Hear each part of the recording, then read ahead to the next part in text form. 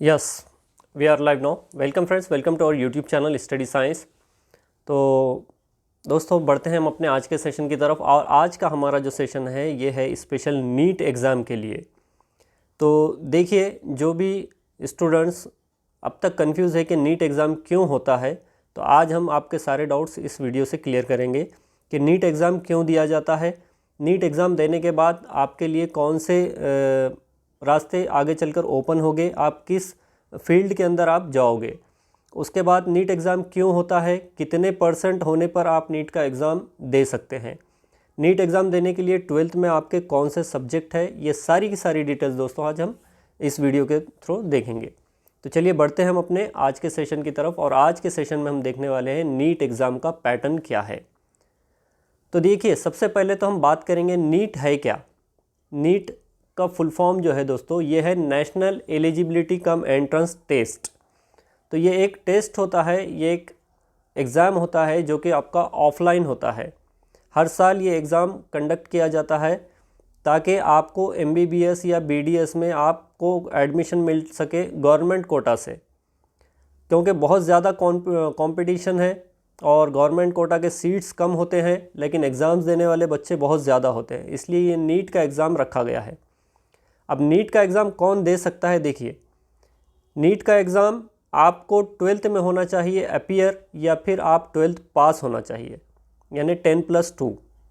और इसके साथ में आपका 12th में सब्जेक्ट होना चाहिए साइंस, यानी कि आप साइंस स्ट्रीम से होना चाहिए।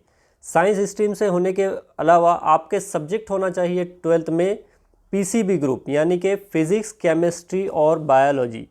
देखिए, जब तक आपका PCB ग्रुप नहीं रहेगा, यानी कि फ़िज़िक्स, केमिस्ट्री, बायोलॉजी आपका नहीं रहेगा, आप ये एग्ज़ाम नहीं दे सकते। तो आपके लिए कंपलसरी है आपका फ़िज़िक्स, केमिस्ट्री, बायोलॉजी होना चाहिए नीट एग्ज़ाम देने के लिए।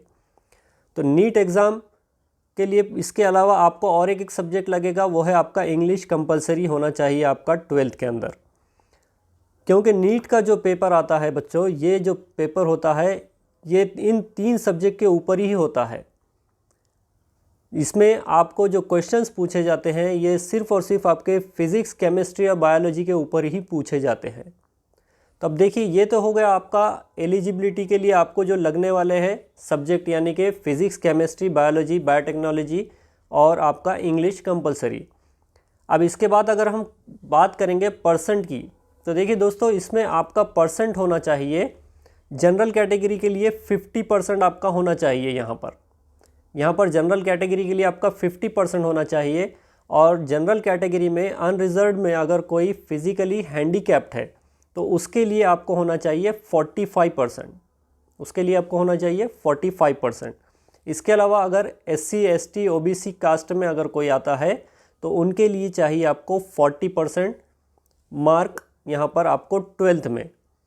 तो 12th में आप अगर 40% लेते हैं SC ST OBC कैंडिडेट, या फिर जो फिज़िकली हैंडीकैप होते हैं, तो उनके लिए SC ST OBC से अगर कोई फिज़िकल हैंडीकैप है, PH है या PWD है, तो उनके लिए PWD के लिए तो देखिए यहाँ पर 45% है, लेकिन अगर SC ST OBC है और उसमें भी अगर कोई PH है तो उनके लिए 40% चाहिए, लेकिन जनरल कैटेगरी के लिए आपको वहाँ पर 50% मार्क लगते हैं। तो ये है आपका एलिजिबिलिटी क्राइटेरिया। आपको 12th में या तो अपीयर होना चाहिए या फिर 12th पास होना चाहिए।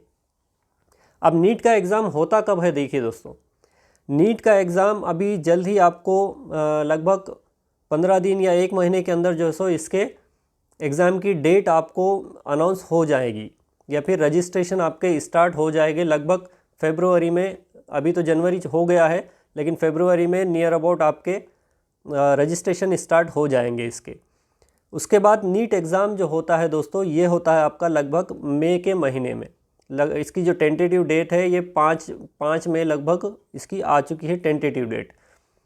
उसके बाद अगर हम बात करेंगे दोस्तों एग्ज़ाम के पैटर्न की, तो देखिए, नीट एग्ज़ाम का जो पैटर्न है दोस्तों, ये होता है टोटल आपका 200 मार्क का, 200 क्वेश्चन का, सॉरी। इसमें टोटल आपको क्वेश्चंस पूछे जाते हैं 200 क्वेश्चंस।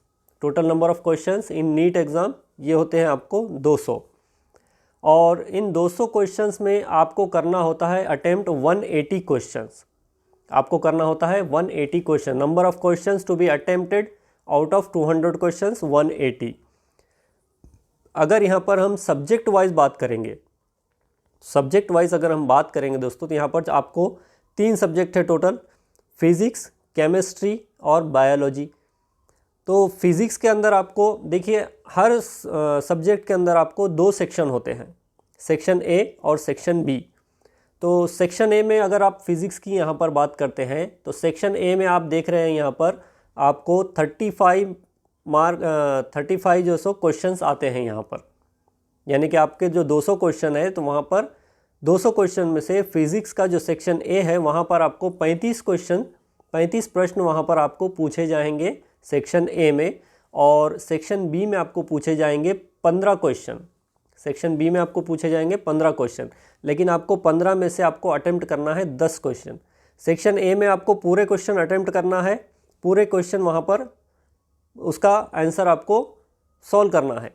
लेकिन सेक्शन बी जो है वहाँ पर 15 क्वेश्चन होते हैं और उन 15 में से आपको 10 क्वेश्चन अटेम्प्ट करना होता है। तो इस तरह से ए 35 और बी में पूछे गए आपको 15 क्वेश्चन, यानी कि 35 प्लस 15 50 हो गए। 50 में से आपको 45 क्वेश्चन करना होता है, जिसमें से बी में से आप कर रहे हैं 10 क्वेश्चन, तो ये हो गया 45। और इसी तरह से आपको केमिस्ट्री में होता है, सेक्शन ए में 35 क्वेश्चन और सेक्शन बी में 15 में से आपको 10 अटेम्प्ट करना है, ये हो गया 45। उसके बाद बायोलॉजी होता है आपका। बायोलॉजी को अगर आप कंबाइन अगर पकड़ते हैं, यानी कि जूलॉजी प्लस बॉटनी, तो वो होता है 90 क्वेश्चंस, या फिर अगर आप अलग अलग पकड़ते हैं तो 45 प्लस 45। तो देखिए जूलॉजी में भी आपको सेम है, सेक्शन ए में है आपको 35 क्वेश्चन और सेक्शन बी में है आपको 15 क्वेश्चन। उसके बाद बॉटनी में है सेक्शन ए में 35 क्वेश्चन और सेक्शन बी में 15 क्वेश्चन, यानी कि 35 प्लस 15 आपको चारों सब्जेक्ट के अंदर पूछे जाते हैं। लेकिन बी में आपको 15 में से 10 अटेम्प्ट करना है, 5 छोड़ देना है। तो इस तरह आपका टोटल मार्क कितना हो गया, देखिए 45 इंटू 4, यानी कि ये आपका टोटल मार्क हो गया 180। तो 180 क्वेश्चन आपको यहाँ पर सॉल्व करना है। 200 क्वेश्चन आते हैं, उसमें से आपको सेक्शन बी के 5 क्वेश्चन छोड़ देना है, 180 क्वेश्चन आपको यहाँ पर अटेम्प्ट करना है। तो ये था आपका क्वेश्चन का पैटर्न। अब देखिए इसमें ये क्वेश्चन कैसे होते हैं, ये क्वेश्चन होते हैं आपके ऑब्जेक्टिव टाइप या फिर MCQ टाइप। और 180 क्वेश्चन जो आते हैं तो इसमें हर क्वेश्चन के लिए आपको 4 मार्क होते हैं। अगर आप एक क्वेश्चन का सही आंसर देते हैं तो आपको मिलते हैं 4 मार्क, और अगर आप एक क्वेश्चन वहाँ पर रॉन्ग करते हैं तो वहाँ पर एक क्वेश्चन आपका माइनस होता है, क्योंकि यहाँ पर निगेटिव मार्किंग है। निगेटिव मार्किंग उसका मतलब यही होता है दोस्तों कि अगर आप एक क्वेश्चन यहाँ पर रॉन्ग करेंगे तो आपका 1 मार्क कटेगा, लेकिन आप अगर एक क्वेश्चन सही करते हैं तो वहाँ पर आपको 4 मार्क उसके मिलते हैं। देखिए internal choice in NEET question paper क्या है, जो अभी हमने कहा कि यस, इसमें सेक्शन बी में आपको जो सो 10 क्वेश्चन अटेम्प्ट करने होते हैं आउट ऑफ 15 क्वेश्चन। उसके बाद मार्किंग स्कीम, जैसे कि मैंने अभी कहा आपको कि 4 मार्क मिलते हैं आपको एक क्वेश्चन अटेम्प्ट करने पर, और 1 मार्क आपका कटता है अगर आप एक क्वेश्चन रॉन्ग करते हैं तो। उसके बाद देखिए टाइप ऑफ क्वेश्चंस क्या है यहाँ पर। टाइप ऑफ क्वेश्चन यानी कि किस टाइप के आपको प्रश्न पूछे जाते हैं। तो आपको जो प्रश्न पूछे जाएंगे ये होते हैं MCQ टाइप, ऑब्जेक्टिव टाइप। एक क्वेश्चन दिया हुआ होता है, एक प्रश्न दिया हुआ होता है, और आपको उसके 4 ऑप्शन दिए जाते हैं। 4 ऑप्शन में से आपको एक सही ऑप्शन वहाँ पर चुनना होता है। तो ये होता है आपका multiple choice question and 4 option based, यानी कि इसके जो ऑप्शन जो रहेंगे 4 रहेंगे। उसके बाद आपका जो पेपर होता है दोस्तों, ये होता है आपका offline paper. Pen and paper test होता है, ये कोई ऑनलाइन अब तक पेपर हुआ नहीं है, और ये जो पेपर होगा ये आपका ऑफलाइन पेपर होगा। और इसके लिए आपको दिए जाएंगे 3 घंटे दोस्तों, 3 घंटे इसके लिए आपको दिए जाते हैं, यानी कि 180 मिनट्स आपको यहाँ पर दिए जाते हैं।